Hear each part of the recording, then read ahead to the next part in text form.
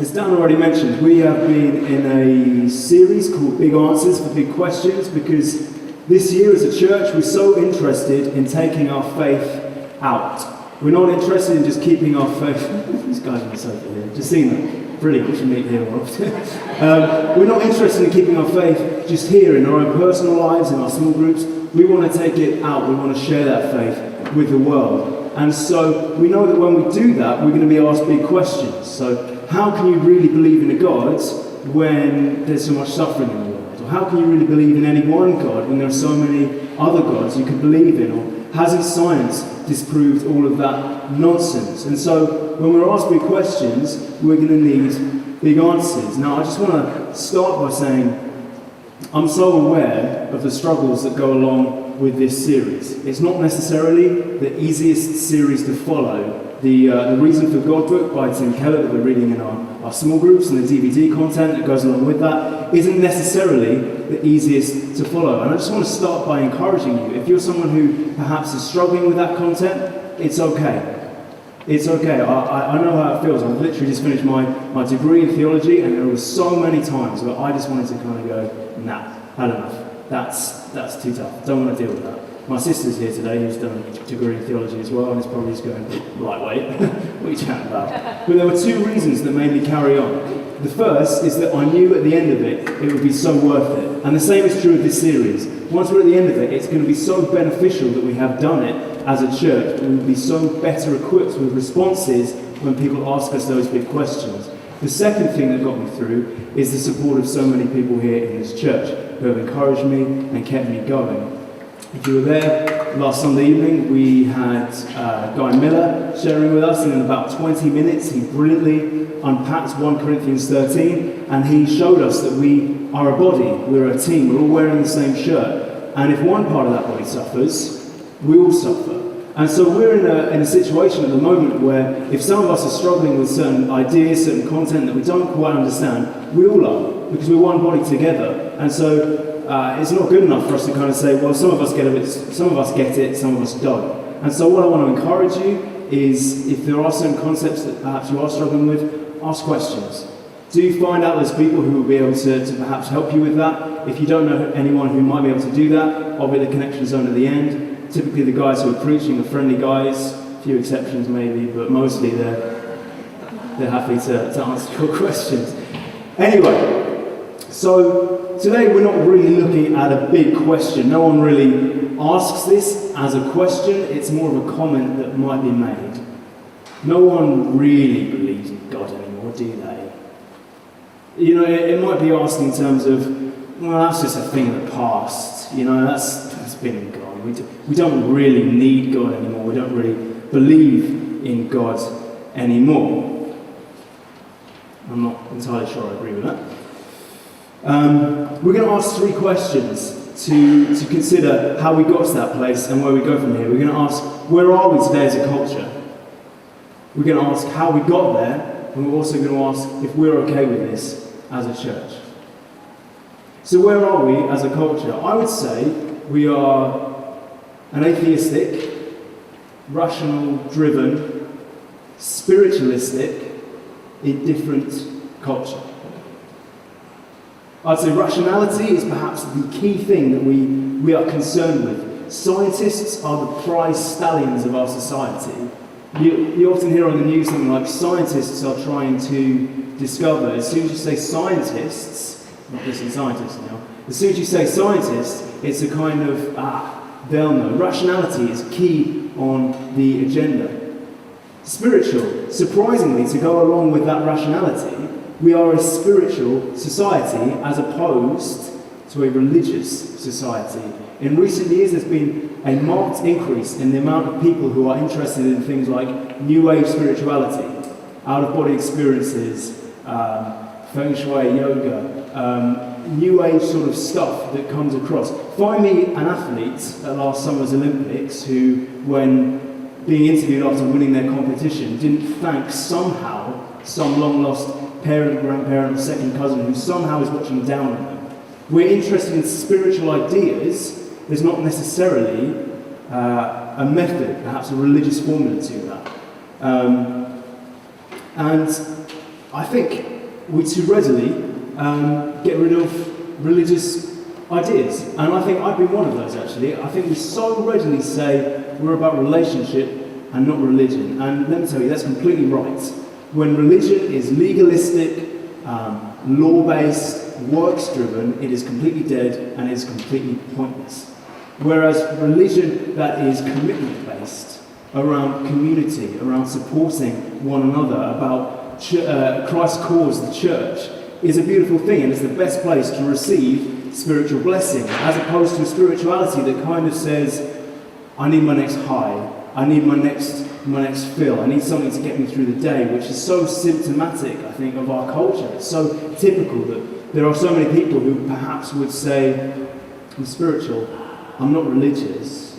I would encourage us to be spiritually religious in the sense that we are not works-driven, but we are faith-driven. But that's where I think we are. We're rational, we are spiritual, we don't perhaps like the church, we don't perhaps like religion. Now, I'm not assuming that everyone in here doesn't like the church. The fact that we're here today probably suggests that. I'm perhaps arguing for this is what typically our culture might think today. So how do we get there? Well, typically, I think for something to happen, you need a trendsetter. You need someone to set that pace, like a pacemaker in a race. You need someone to set that trend. So let's think of an example, right? If the best thing that could happen in this room at the moment was for a chorus of Hey Jude to start, it's probably unlikely that would just spontaneously happen. Peter Wiles, Gareth, Harry, Vivian, that you would just suddenly go, oh, you know what, I'm going to start singing Hey Jude, and then everyone would join in. However, if there was a leader who set the tone downtown to come up here. Now, it was pointed out to me earlier that I normally pick on Lorraine when preaches. I'm not doing that today. Not you, Lorraine. She's formerly sold secrets to Papua New Guinea and all sorts of things. But not today. Don't tell me. Hey Jude, this could be extremely embarrassing for that.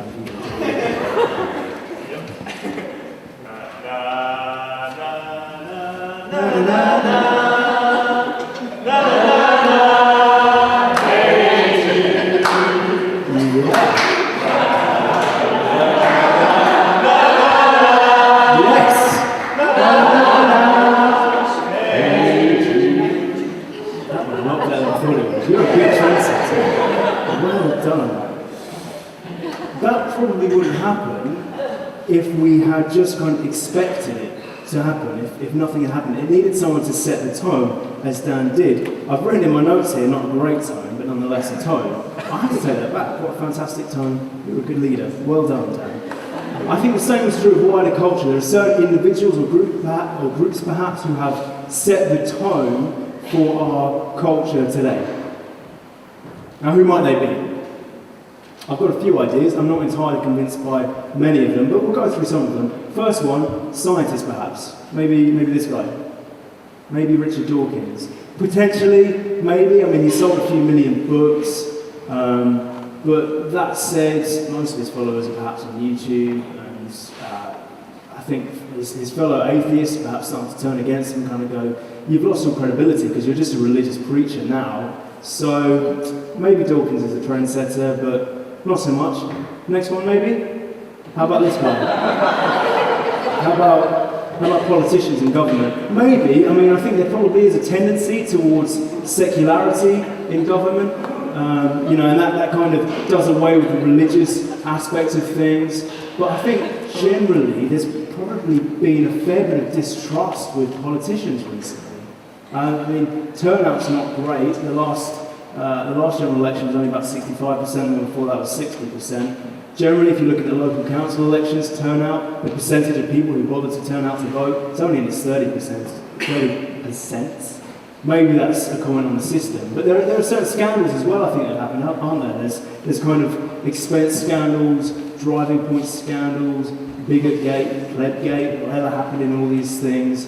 And I think, to be honest, I love the guy, but the fact that this man is Mayor of London probably shows that as a people we're more interested in a joke than being governed properly, which is why he's there. But anyway, I do like him. How about comedians and musicians?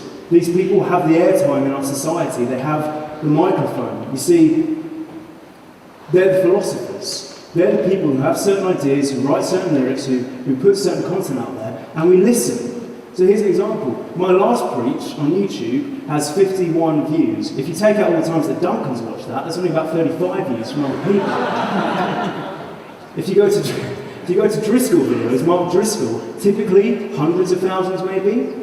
Go to some comedians, Russell Brand, Frankie Boyle, this guy here, Simon Amstel, you're talking millions of views. Go to Taylor Swift music videos, hundreds of millions of views, and many other musicians like that as well.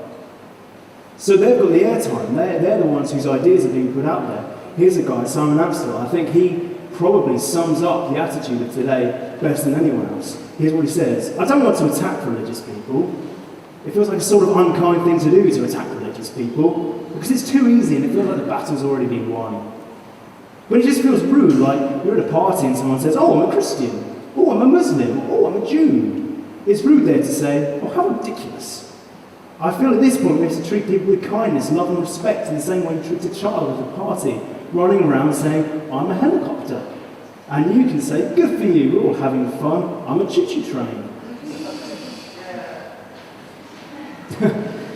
Yeah, maybe that sums up where we're at as a society today.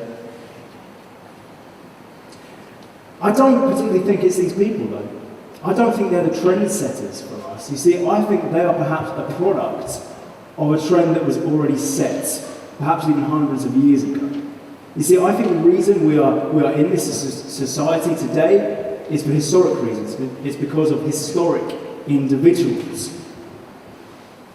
And so I want to say that really we need to think briefly about the age of enlightenment.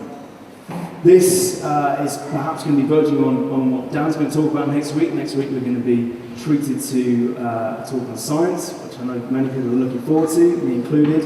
And so I'm not going to go too far down this kind of line of thinking about rationalism, but it's worth thinking about briefly to think about how we got here today as a culture. And the guy that perhaps kick-started all of that is a man named René Descartes, who said, cogito ergo sum, I think, therefore I am. Now what this does is this kick-starts an age of rational thinking. Thinking becomes the raison d'etre, it becomes the thing. If you're not a thinker, if you can't argue things rationally and give evidence for them, there's no point in thinking them, really. And that's very much the start of where religious belief perhaps starts to peter out, because ideas of spirituality and God are made to be absolutely nonsense. And this happened all in the 17th and the 18th century. Now, I'm not going to talk about holy faith and science together. That's going to happen next week, no pressure down. But it is enough now to say that Descartes triggers an evolution in thinking that we're now at the tail end of. We do owe so much of our society to what happened hundreds of years ago. A figure in this process who came a fair bit later than Descartes, he's not really an Enlightenment thinker, he was born in 1844, is a philosopher and sociologist called Friedrich Nietzsche. Now he had an extraordinary mind, and yet for someone who had such brilliant potential with his mind, he lived somewhat of a tragic life. He died, his body just destroyed by syphilis in 1900. But he had an absolutely ridiculous mind, ridiculous in the best sense possible. And he helped set the tone of our culture today. And what's most fascinating about Nietzsche is not only that he looked at his society and saw what was going on, and I hope that's coming across today, that's something that we need to do. We need to be looking at our society and kind of thinking, where are they at? Because I personally believe the best way to speak to society is to listen to what they're listening to and then give them something better than that. But what was brilliant about Nietzsche is he not only looked at his own society, he looked ahead 100 years and said where society is going to be in that time. And to a certain extent, I think he knew his place in that as well. That is best summed up, and perhaps better than anything we can write or read today. Nietzsche, from over 100 years ago, can sum up where perhaps we are today as a culture in his epic, The Madman. So I'm going to read that now. This is Friedrich Nietzsche writing in the late 19th century about culture, religion, and culture to come. It's called The Madman. Have you not heard of the madman who lit a lantern in the bright morning hours and ran into the marketplace, crying out unceasingly, "I seek God! I seek God!" As many of the people who did not believe in God were standing around there, he provoked much laughter. "Has he got lost?" said one. "Did he lose his way like a child?" said another. "Or is he hiding? Is he afraid of us? Has he gone on a sea voyage, perhaps?"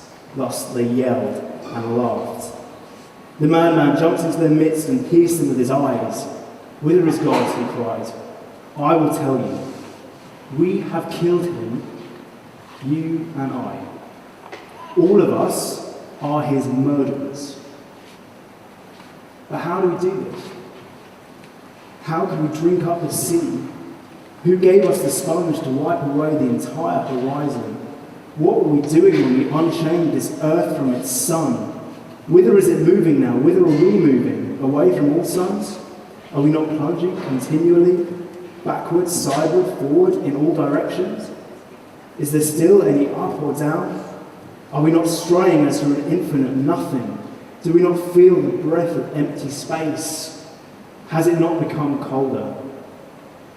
Is not night continually closing in on us? Do we not need to light lanterns in the morning? Do we hear nothing as yet of the noise of the gravediggers who are burying God? Do we smell nothing as yet of the divine decomposition? Gods too decompose. God is dead. God remains dead. And we have killed him. How shall we comfort ourselves, the murderers of all murderers? What was holiest and mightiest of all that the world has yet owned has bled to death under our knives. Who will wipe his blood off of us? What water is there for us to clean ourselves? What festivals of atonement, what sacred games shall we have to invent? Is not the greatness of this deed too great for us? Must we ourselves not become gods simply to appear worthy of it? There has never been a greater deed, and whoever is born after us for the sake of this deed, he will belong to a higher history than all history hitherto. Here the madman fell silent.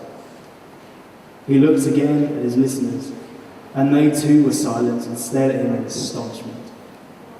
At last he threw his lantern on the ground and it broke into pieces and went out. "I have come too early," he said then. "My time is not yet.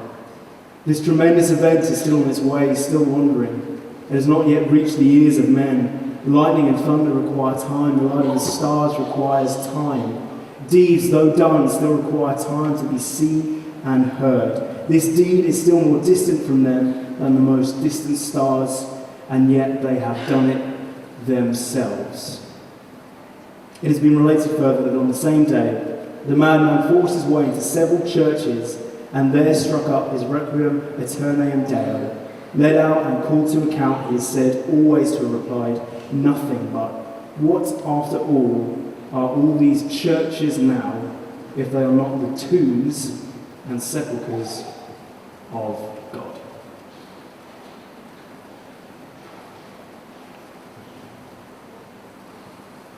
Tomb? Sepulchre? God's dead, apparently. Perhaps our society reflects that. No one really believes in God anymore.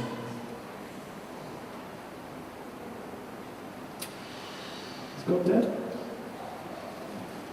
No answer. God seems pretty dead. We killed him, perhaps.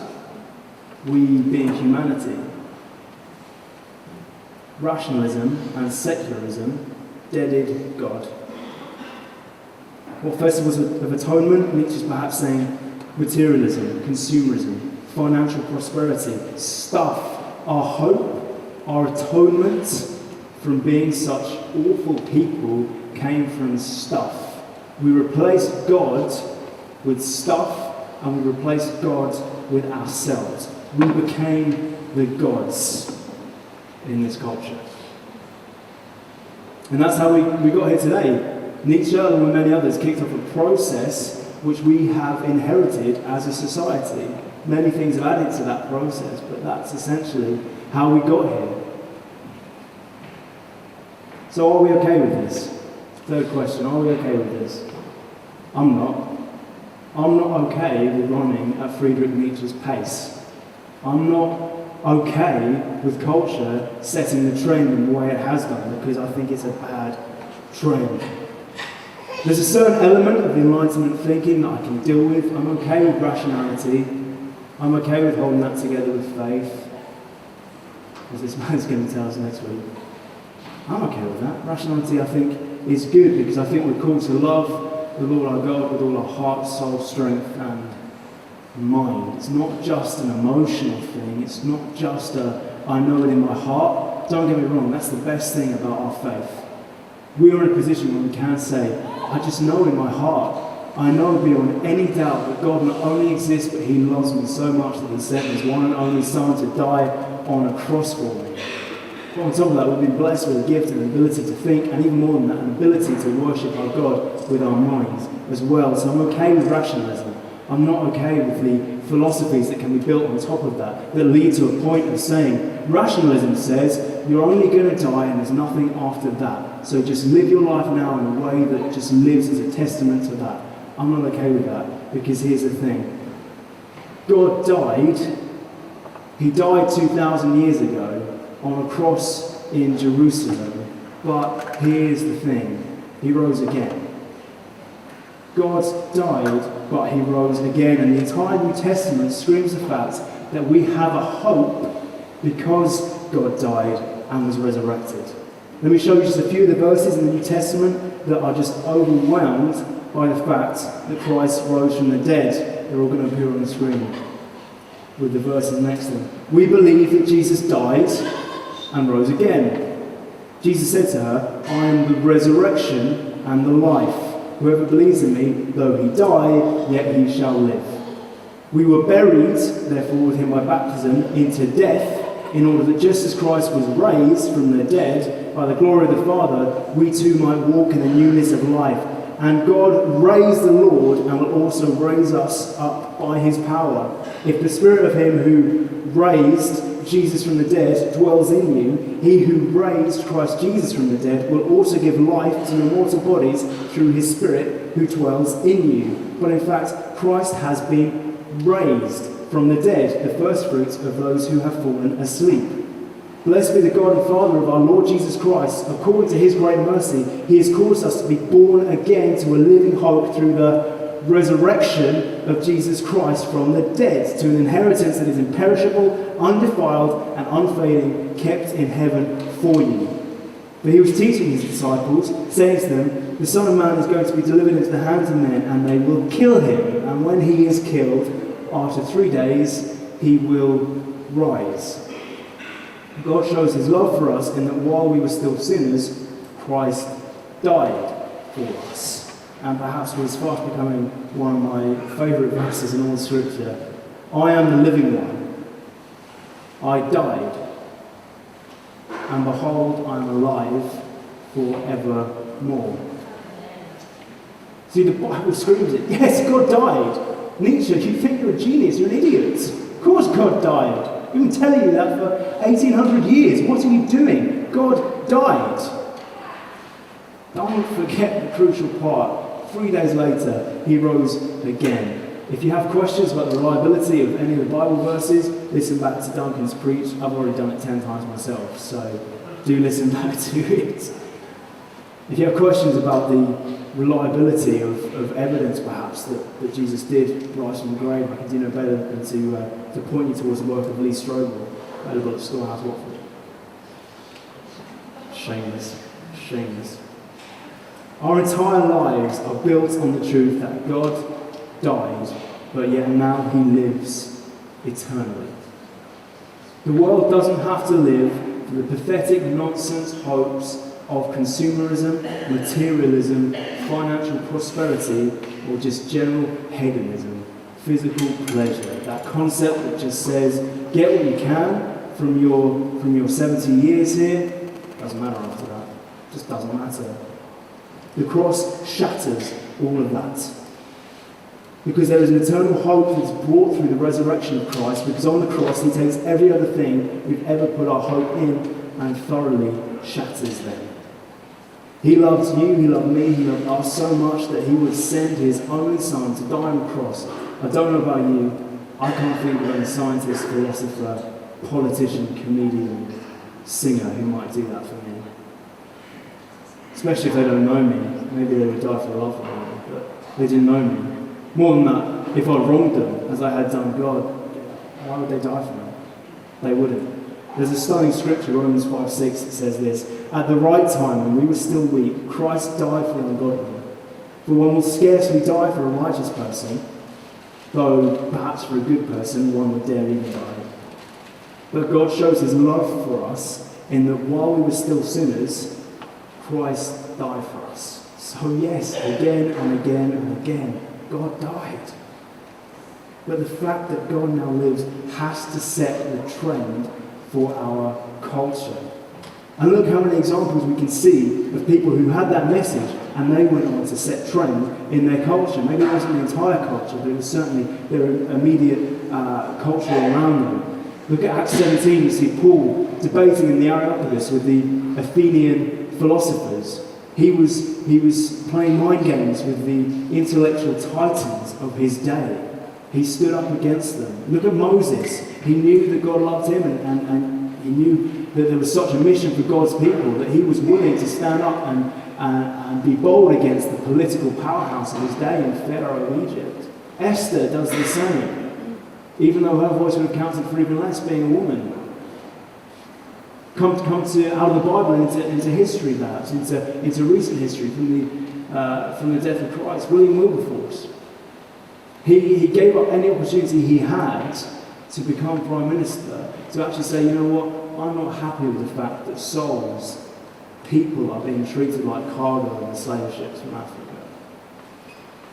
When everything around him, he said that's okay, actually.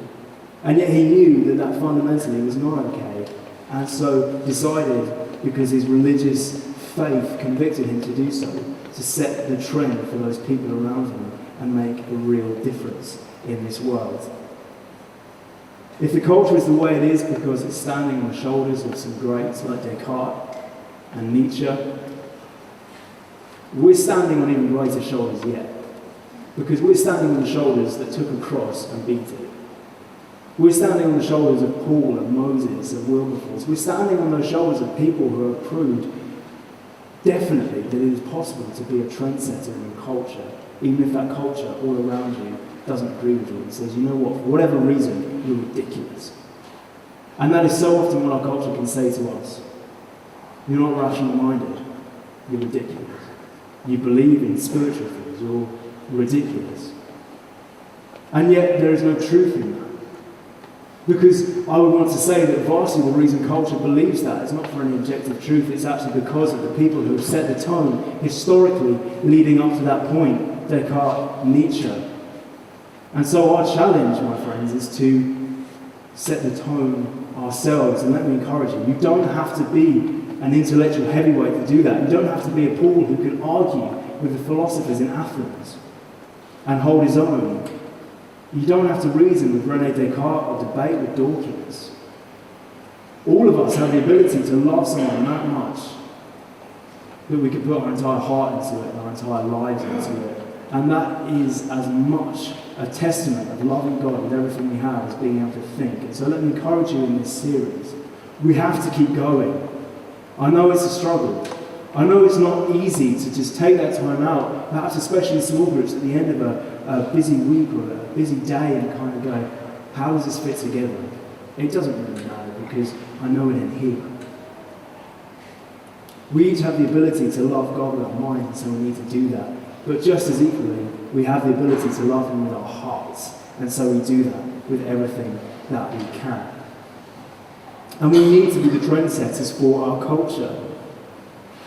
Don't underestimate the ability that you have to set the trends in your friendship groups, in your workplace, in your family. Example, let me speak directly to you right now because you've been shortchanged, because instead of getting a group today, you've got to listen to me out here instead of there where you can run around. That's not what I do, example, by the way, I don't think that. Be the trendsetters in your school. Be those people who refuse to go with a materialistic culture. Refuse to go with those people that say you have to be on the football team to be the best, or you have to wear the best clothes, or you have to have the latest iPhone to be a person of any worth. You will not even begin to know how many people around you in your schools just need someone there to support them in their struggle with identity, with coming into school, with having a friend, someone who will actually stand up for them. And trust me, when you're an adult and you're still on fire for your faith, because I have that confidence for every one of you, you will look back on your time in school and kind of say, I wish I'd stood up for that person. I wish I had the confidence that I have now. And so let me just even pray a blessing over you and say, have confidence. Each one of us, have confidence in every setting that you're in your workplace, in your family, to be a trendsetter. Because that's all culture ever is. It's a product of those people who have set its trend. And let me tell you, each one of us has the ability to be a trendsetter as much as anyone else does.